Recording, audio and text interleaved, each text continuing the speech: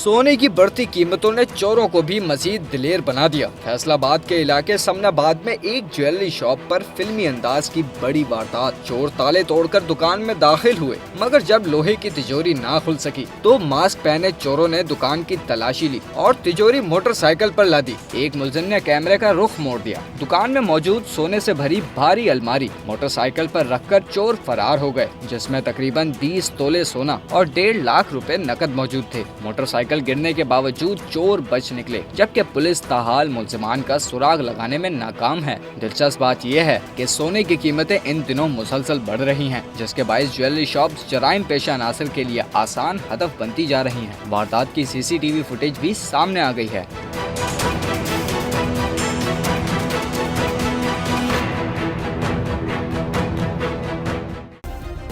Subscribe करें और bell दबाएं ताकि कोई खबर रह न जाए।